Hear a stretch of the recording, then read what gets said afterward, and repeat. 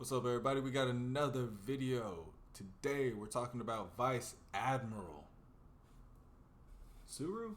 Tsuru, and I misspoke. She's not the Vice Admiral anymore. She's the Great Staff Officer. All right, so maybe she's both, maybe she's one. I don't know the difference. But we are talking about Tsuru today. Her devil fruit, her abilities, her rank in the government, and her role in the military. So, as always, that's Kev. I'm Corey. We talk about One Piece a lot. This is the Red Line Radio. Kev, let us know what we're talking Yeah. about. So, like you said at the top, Tsuru, known as the Great Staff Officer, is a renowned Marine Vice Admiral.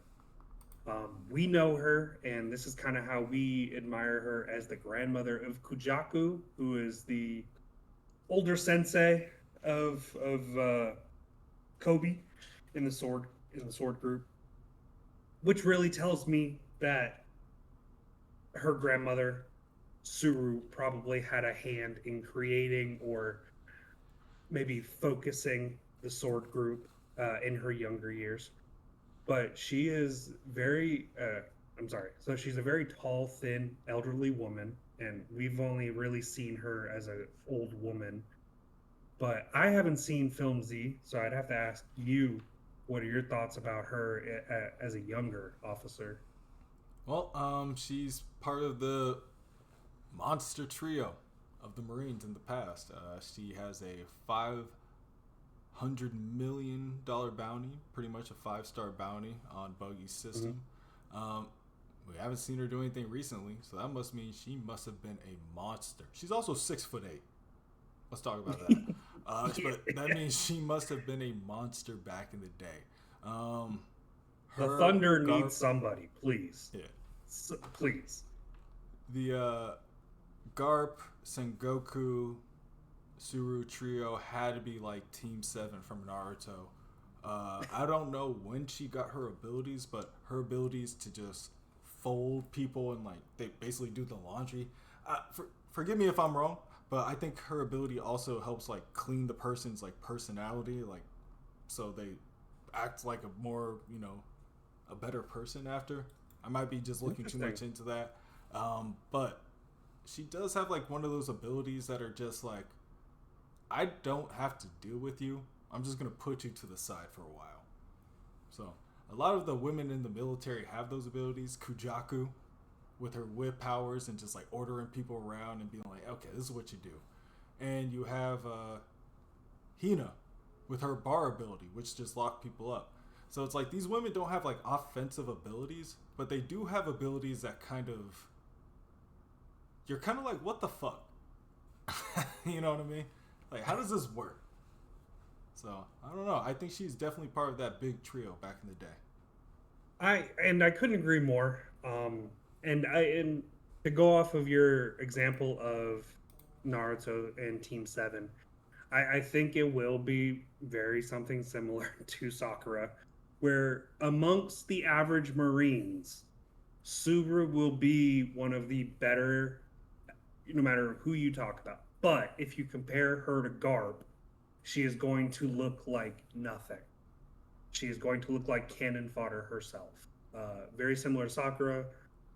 But I do think she had her own way of fighting.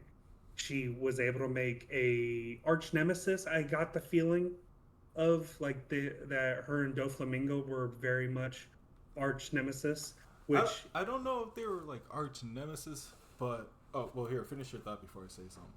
oh no, and so if that is somebody that she kind of foresees as like her equal as far as like enemy wise, that's like Kobe to Luffy.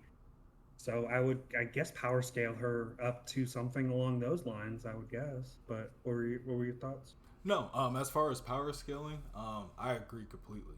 I mean, she's out here with people like I was gonna say Saul because he's the first on the list. I'm not gonna say Saul. So Ao, Aokiji and Sakazuki, Akainu, and Garp yeah, are like names that she is in the same line with. So she definitely has to be a formidable person. But we're gonna bring a lot of Naruto analogs here, I guess, because if she's the Sakura, Sengoku's there, right? Whatever. Sure. Let's say the other two are Naruto's. Fuck it, no Sasuke. Sengoku's there. His prodigy is Rosanate. Rosanate died. Now you have Law. So right now that's like, okay, cool. We had Jiraiya, we had Minato, and now you have Naruto. So she just like wow, I'm all over the place on this one, but I feel like you know where I'm at. Like she has a connection with the student of her coworker. So I just want to understand. You think for Rosinante to Sengoku is her to Law? No, I guess I was Okay. kind of all over the place there. So we're No, connecting you're this fine. to the Doflamingo thing. Like why she Sure. has a connection with Doflamingo. Well, Okay. I think with Rosinante working under Sengoku, Sure. she has a connection to Rosinante. So when Doflamingo Okay. killed him, she kind of took that personally. It's like Tsunade seeing that Minato died. Like she doesn't take that personally, but if she ever saw the person that killed Minato, she'd be like, okay, like fuck you. You know what I mean? Gotcha. So I'm more along those lines. Like I think, especially with these scenes that we see with her and Doflamingo, they're very interesting. It's like, what's your connection? Which maybe I'm like off base, but like I said, is I think she might be involved with Sword, and it's been an ongoing theory that Law also followed in Rosinante's footsteps. So Law would need a contact within the Marines that he reports to. And since we don't know much about Tsuru, I do like that idea. That would be cool. I would Especially, like yeah, that. yeah. With I'm also Rosinante like being gone, Sengoku may not want a new person to talk to. Like he may be destroyed after that, which understandably so. 100%. I think Law is a Marine. Yeah, Like his whole yeah. crew says we're Marines, except Beppo. But whatever. Beppo's just a ride or die. But yeah, I do like this idea. I think Tsuru probably is going to, because she's also been there for the debriefings of the past. So Mhm. she's seen things like God Valley. She's seen what lengths the government will go to. So we haven't exactly seen her do anything about it. We've seen Garp be conflicted. We've seen Buddha Head, what's his name? Sengoku. We've seen him be like, hey, sorry, this is the law. This is what we got to do. But we don't really ever see her opinion on things. So that's just an interesting fact about that, I guess. No, and I like it. The vice admirals in general, we only have enough time to go into a few of them. So these questions may never be answered, but we may see more of her family in the future because, like I said at the top, I mean, she is the grandmother of somebody we're probably going to see quite a bit more of since they were just recently introduced in Kujaku and the Sword Group. So it'd be quite interesting to see a flashback. Was she at God Valley? I think that makes a lot of sense. Will we see that? Probably. I mean, that might be where I spend most of my Tsuru energy if I had some spend left in the series is throw her in the flashbacks or give some lore drop.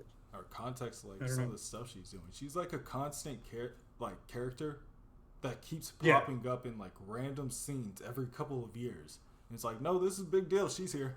Like, all right, well, you're right. Like, bro, just sitting with Dofi right now, just watching the Vegapunk message unfold, and it's like, why are you here? Why do you care about Doflamingo so much? What's your story?